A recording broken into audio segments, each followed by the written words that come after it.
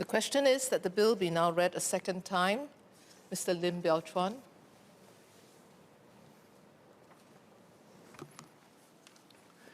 Madam Deputy Speaker, I spent my entire younger days living in a HDB estate. Firstly, at the rental flat at Sleggy House, and then later my family moved to Rochor Centre. As a child, I recall going to the neighbourhood shops to buy stationery for schoolwork or to buy drinks and food from the local coffee shop. I cut my hair at the local barber, and my parents would buy their groceries from the provision shop just downstairs. The shopkeepers would usually know you by name, which block that you stay, and the usual items that you buy. If you forget to bring money to pay, they will allow you to pay on another day. I still have vivid memories of all these shops in the HDB neighborhood. And for many residents, the shops like coffee shops, barbers, clinics, opticians, clothing retail shops, provision shops, or now known as mini markets, medical halls, stationery shops, etc. All these form part of their growing up experience in the heartlands. And when my children were young, I recall bringing them to the neighborhood shops at Ang Mo Kio to walk around and to buy groceries. And before price kaki came about, I had already shopped around and found that you can get the best price for infant formula and diapers from a HDB shop. In November 2022, HDB released the result of the Heartlands Shop study, which revealed that 7 out of 10 residents surveyed visit the Heartland shops at least once a week, and about 1/3 of their monthly expenditure is spent at Heartland shops. Many residents surveyed felt that first, the Heartland shops serve as a social space to facilitate interaction among residents. Secondly, these shops provide affordable goods and services.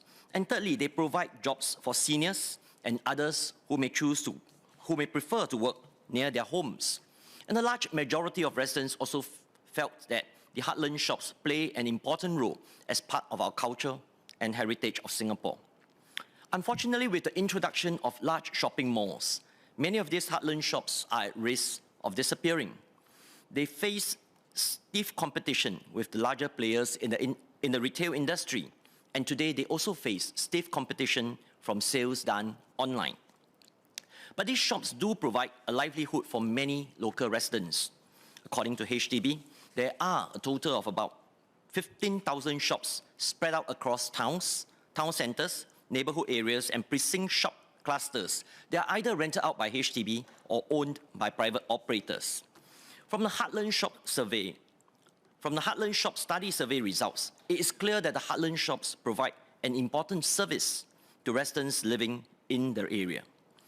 When the Revitalization of Shops, or ROS scheme, was introduced in 2007 to support shop owners and merchant associations in order to improve the vibrancy and competitiveness of HDB shops by co-funding the upgrading of common areas and promotional events, I was fully supportive of the scheme, as I felt that it would help rejuvenate the neighbourhood and give a big boost to the business of these shops. Marine Parade Merchants Association was selected for the 1-year ROS pilot scheme in 2007. I was then the advisor to Marine Parade and was involved in the various meetings held by HDB, Town Council, Merchants Association, and the grassroots organizations to work out the details of the pilot ROS scheme. There were no issues with the co-funding for the promotional events.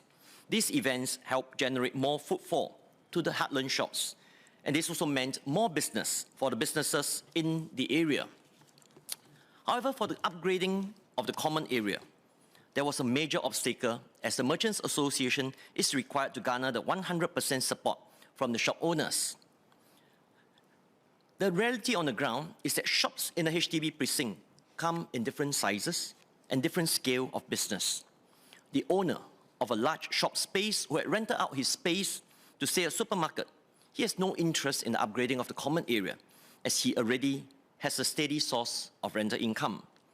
The owner of a small retail shop, say an optician or a clothing shop, he will feel the strain of paying up to $5,000 for the upgrading fee without knowing whether the additional expense will result in increased business for his shop. So without the support of 100% of the shop owners, then any proposal to upgrade the common area is doomed to failure. even if one single shop owner refuses to sign off, then all the efforts of the Merchants Association will be wasted. So Marine Parade Merchants Association tried to secure the ROS funding on several occasions, but did not succeed on any one of them. Thus, Madam Deputy Speaker, I support the proposed amendment to the Act to allow HDB to carry out polling for the upgrading works, or ROS, and to allow the works to proceed when at least 75% of the shop owners vote in favor of the works. And this is similar to the polling process adopted by HDB for the MUP and HIP for residential estates. The majority of the shop owners should not have their upgrading works helped by a few owners who do not wish to contribute to the common good of all the shop owners and businesses. I have 3 queries for the Senior Minister of State. First, Section 76 of the Act allows for the definition of precinct to be determined by the Minister. So for many HDB heartland centres, the shops located at the fringe of the centre are usually considered part of the precinct. However, if the upgrading of the common area do not benefit them, for example, if the Merchants Association wish to provide a roof shelter or landscaping for the town centre area to make the place more attractive to shoppers, these shop owners at the fringe are unlikely to support the upgrading works.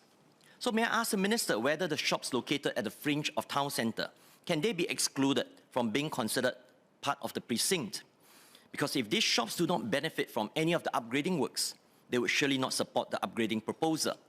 It will also not be fair to them to ask them to contribute to the cost of the upgrading if they cannot see the benefit in any way.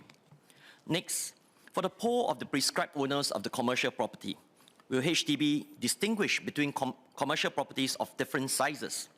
Would a big shop, say for example the size of a supermarket, be given the same voting right as a small shop, regardless of the size of the shop unit? So if a bigger shop has a bigger vote share in a poll, would this affect the interests of the smaller shops? Finally, may I ask the Senior Minister of State, for the upgrading works to the common area, will the Town Council have any say in the decision? Here I need to declare my interest as the Chairman of Marine Parade Town Council. And I say this because some upgrading proposals may carry higher maintenance costs, which will eventually be paid from the service and conservancy fees. How does HDB balance the need to upgrade the common area versus the possible higher maintenance costs in the long run? May I ask that the Minister consider the above concerns when setting out the rules to operationalize the amendments to the Act? I support the bill.